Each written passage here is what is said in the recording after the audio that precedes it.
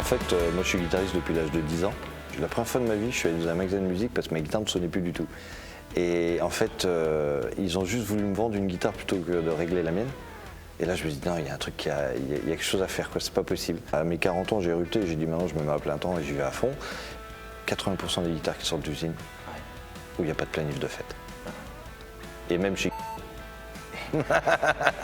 Donc, et dans le commerce, ils ont plus accès à faire des guitares pas chères maintenant et atteindre le plus grand nombre de personnes. Parce que, bien entendu, tout guitariste veut une action toujours le plus bas possible, le plus confortable possible, et ainsi de suite. Mais sur des modèles de série où les finitions n'ont pas été faites, c'est pas possible. Et je trouve que c'est un peu l'arnaque aux débutants. Allez, le vendeur en magasin m'a dit, pour 300 € t'as une bonne guitare.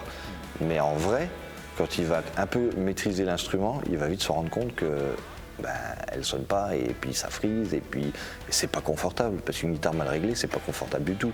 Il y a les gens qui croient en les luthiers et ils savent qu'on fait de la qualité. Ou il y a les gens qui croient aux grandes marques en fait. Et ils vont dire de toute façon, même le meilleur luthier fera pas mieux que Bip ou que Bip. Mais sauf qu'à savoir que les guitares qui passent sur les musiciens pros, elles ont été retouchées X fois par leur guitare tech et ainsi de suite. Au rythme où ils l'utilisent, mais c'est tous les 2 jours qu'ils font un truc sur la guitare entre guillemets. Les stages, il faut se bloquer une semaine. On fait à peu près du 8, 18, 19 tous les jours. C'est vraiment ouvert à tout le monde. Même la personne qui n'a jamais bricolé de sa vie. Après, il faut savoir que on utilise des machines à bois, des choses assez dangereuses. Si le client, pour X raison, il veut pas le faire ou il le sent pas, moi je suis là à côté. Et après, moi je fais les finitions s'il faut. Je dis bien s'il faut parce que j'ai fait plusieurs stages où il y a des gens qui ont tout fait.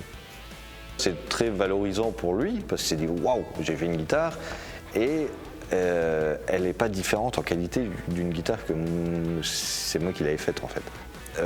En sachant que moi je ne fais pas de gabarit universel pour toutes les guitares, c'est vraiment un gabarit par guitare. Parce que la guitare, elle colle à un projet et c'est comme ça. Alors je suis à Argancy, c'est un petit village juste à côté de Metz, en Moselle. Donc c'est un P dans le B parce que mon nom c'est Paul Benjamin, donc voilà tout simplement.